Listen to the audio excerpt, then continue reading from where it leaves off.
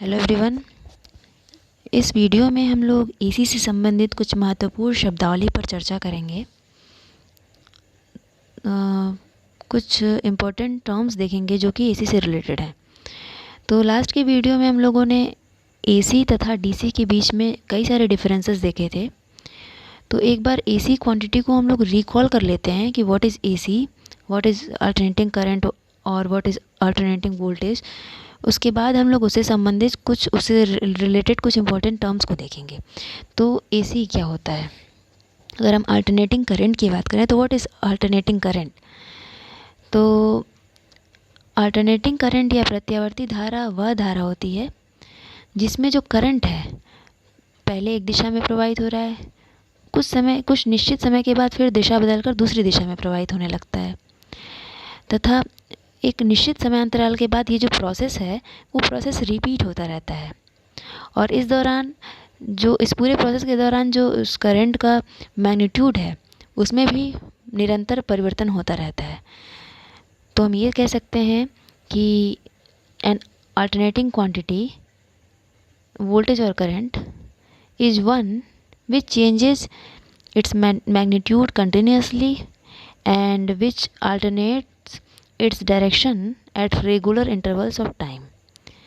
ठीक है, तो ऐसी राशि जो अपनी दिशा को एक निश्चित समय अंतराल के बाद बदल देता है तथा जिसका जो मैग्नीट्यूड है उसमें भी परिवर्तन होता रहता है समय के साथ, तो ऐसी राशि को हम प्रत्यावर्ती राशि कहते हैं। वो प्रत्यावर्ती राशि प्रत्यावर्ती धारा भी हो सकती है, प्रत्यावर्ती वोल्टेज भी हो सकता है, अल्टरनेटिंग करंट भी हो सकता है, अल्टरनेटिंग वोल्टेज भी हो सकता है।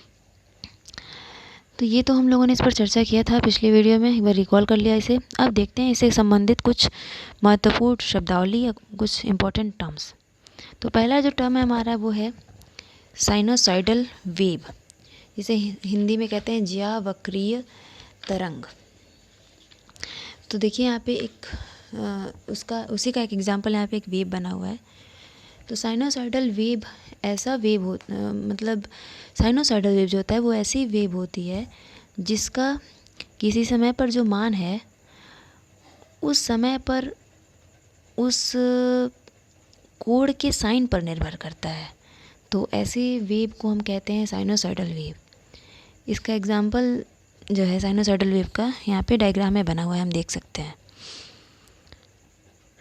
ठीक है, तो साइनोसॉइडल वेव का डेफिनेशन क्या हो गया? ऐसा वेव जिसका किसी समय पर मान उस समय पर कोण के साइन पर निर्भर करता है, तो ऐसे वेव को हम कहते हैं साइनोसॉइडल वेव। ठीक है, अब जो हमारा नेक्स्ट इम्पॉर्टेंट टर्म है, जो हमारी अगली महत्वपूर्ण राशि है, उसको हम कहते हैं वेव फॉर्म या तरंगाकार। तो व्हाट इज़ वेव फॉर्म या तरंगाकार क्या होता है? तो हम इसको ऐसे डिफाइन करते हैं कि एसी वोल्टेज या धारा, एसी वोल्टेज या करंट तथा समय के मध्य खींचा गया जो कर्व है उस एसी वोल्टेज या करंट का वेव फॉर्म कहलाता है।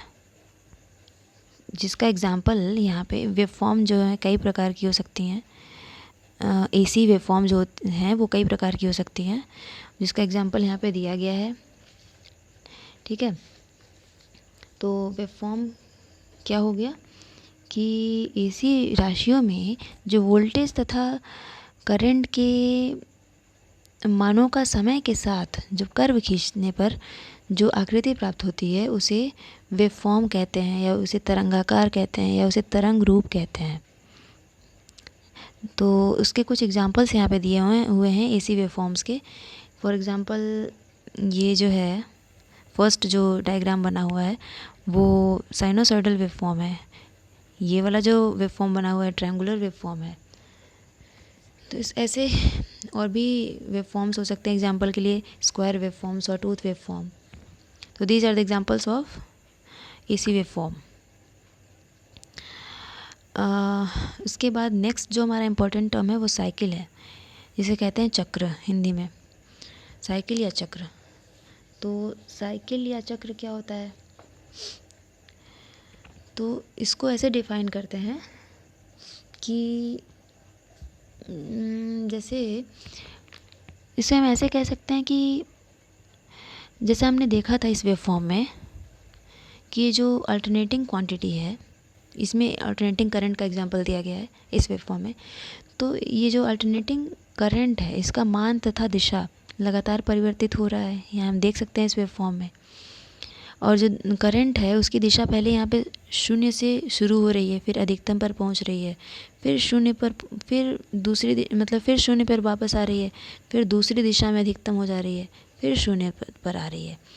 तो ये जो पूरा समय है, इस शून्य से शुरू होकर फिर अधिकतम धनात्मक दिशा में होना, फिर शून्य पर आना वापस, फिर अधिकतम अब उसके विपरीत दिशा में होना, फिर शून्य पर आना। तो ये जो पूरा है, ये जो प्रोसेस, उसको एक चक्र कहते हैं, उसको वो एक साइकिल कहते हैं।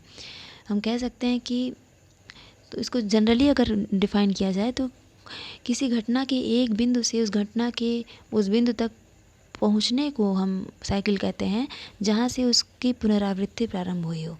ठीक है, सिंपल शब्दों में अगर साइकिल को फिर अगर हम डिफ़ाइन करें, ये तो समझ लिया हम कि साइकिल, व्हाट इज़ साइकिल या चक्र क्या होता है। तो अगर इसके डेफिनेशन की बात करें तो जो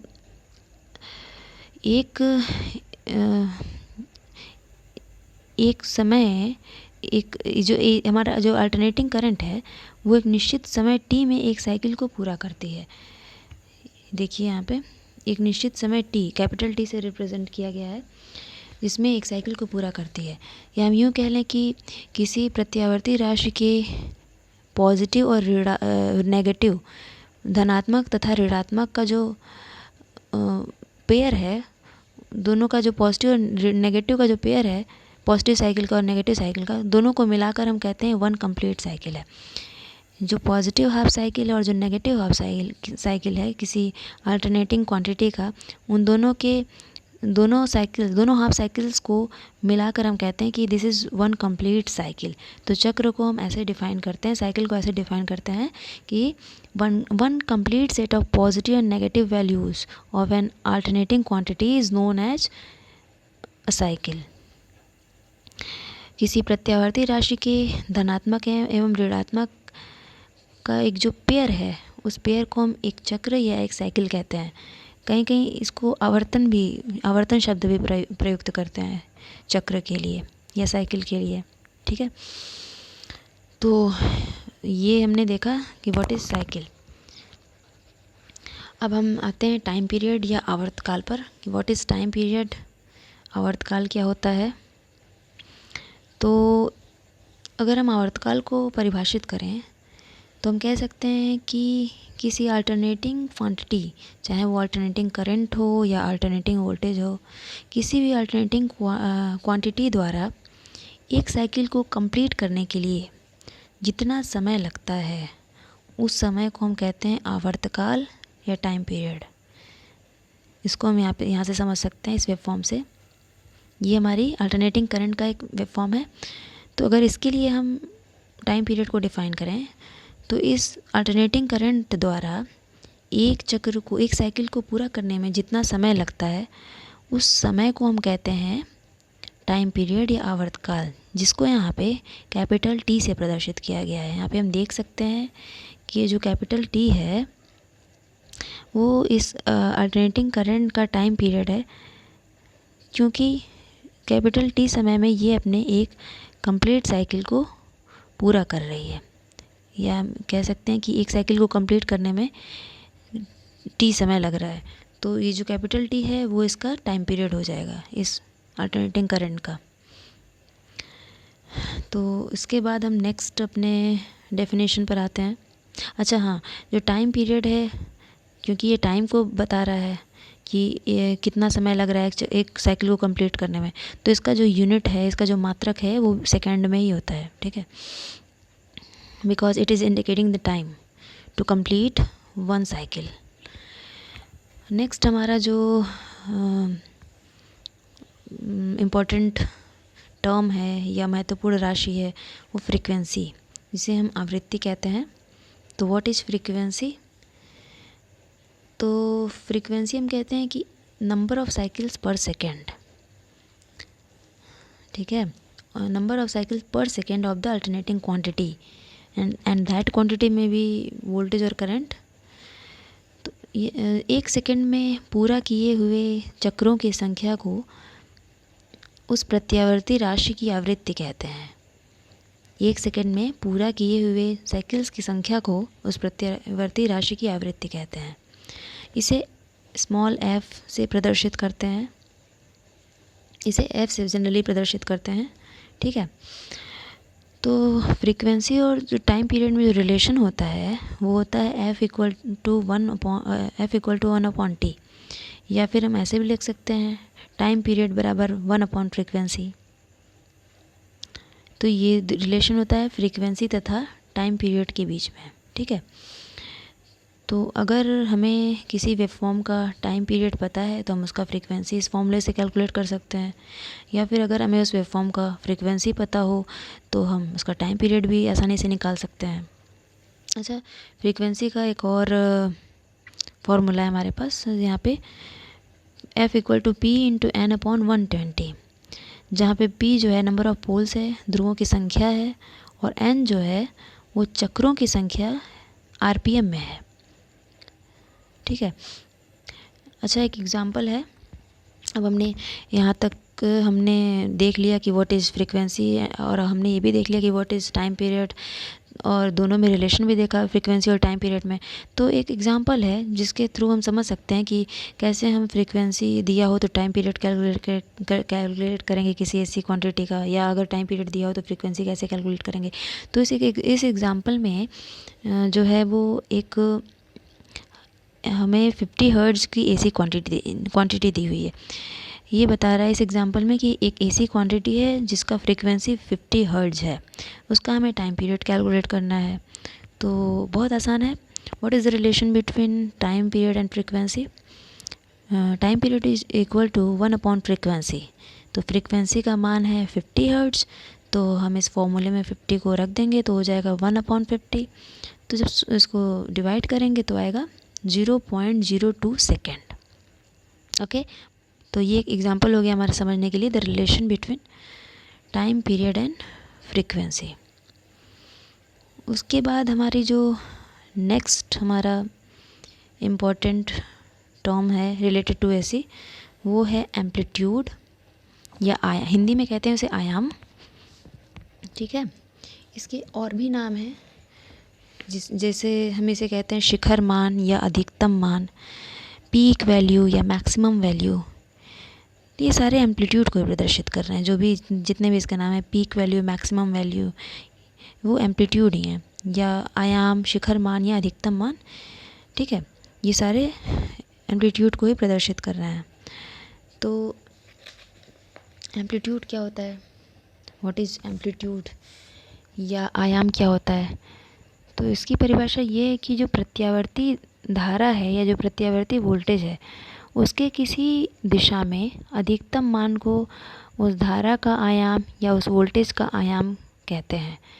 जो भी अल्टरनेटिंग क्वांटिटी है, जो यहाँ पे हमने वेव फॉर्म, फॉर एग्जांपल एक अल्टरनेटिंग वोल्टेज का वेव फॉर्म है। ठीक है, तो इस एग्जांपल से हम समझ सकते हैं कि जो भी हमारी अल्टरनेटिंग वोल्टेज है उसके किसी भी एक दिशा में, या तो पॉजिटिव हाफ साइकिल में या तो नेगेटिव हाफ साइकिल में, जो मैक्सिमम वैल्यू होगा, जो अधिकतम मान होगा, उसको हम कहते हैं एम्पलीट्यूड या आयाम। जैसे फॉर एग्जांपल इस वेव फॉर्म में, जो कि एक अल्टरनेटिंग वोल्टेज का वेव फॉर्म यहाँ पे बना हुआ है इस फिगर में, तो यहाँ पे हम देख सकते हैं कि पॉजिटिव हाफ साइकिल में इसका अधिकतम मान कितना है, Vm, और यहाँ पे नेगेटिव हाफ साइकिल में इसका अधिकतम मान क्या है, -Vm। तो जो मैग्नीट्यूड है वो तो Vm ही है, तो हम कह सकते हैं तो इसका अधिकतम मान कितना होगा, या तो हम पॉजिटिव हाफ साइकिल वाले को कंसिडर कर लें या तो नेगेटिव हाफ साइकिल वाले को कंसिडर कर लें। दोनों केस में जो उसका मैग्नीट्यूड है वो Vm ही है। तो इसका इस तरह से इसका डेफिनेशन हो गया कि प्रत्यावर्ती राशि के किसी भी दिशा में अधिकतम मान को उस राशि का आयाम या शिखर मान कहते हैं या एम्पलीट्यूड कहते हैं। ठीक है, तो इसको प्रदर्शित कैसे करते हैं? अगर वोल्टेज है तो वोल्टेज के केस में इसको V max या Vm से प्रदर्शित करते हैं, और अगर करंट वेव फॉर्म है, एसी अल्टरनेटिंग करंट का वेव फॉर्म है, तो इस केस में इसे आई मैक्स या आई एम से प्रदर्शित करते हैं। ठीक है, यहाँ लिखा हुआ है। तो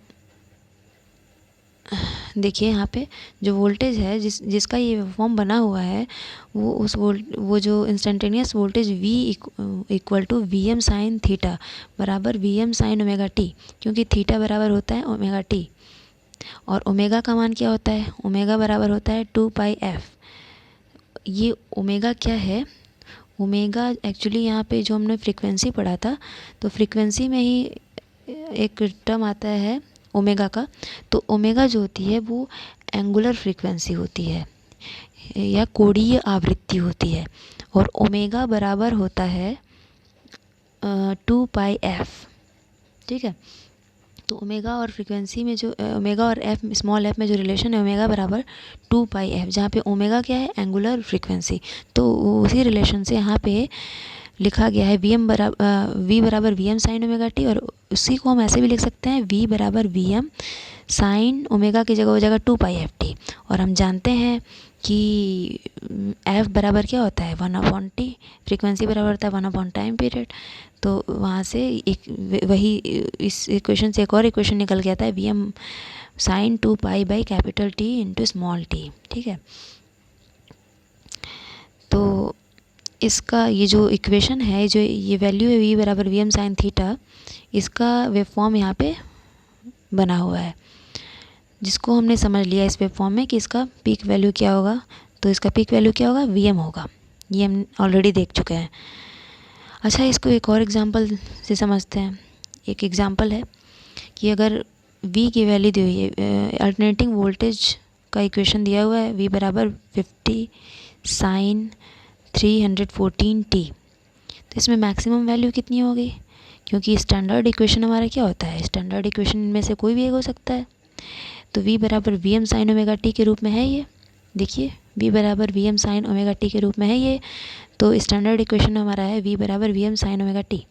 तो यहाँ पे वी एम का मान कितना है, डायरेक्टली हम देख के बता सकते हैं। अगर हम इस स्टैंडर्ड इक्वेशन को इस दिए हुए इक्वेशन से कंपेयर करें तो वी एम का मान कितना आएगा, मैक्सिमम वैल्यू का मान आएगा 50 वोल्ट।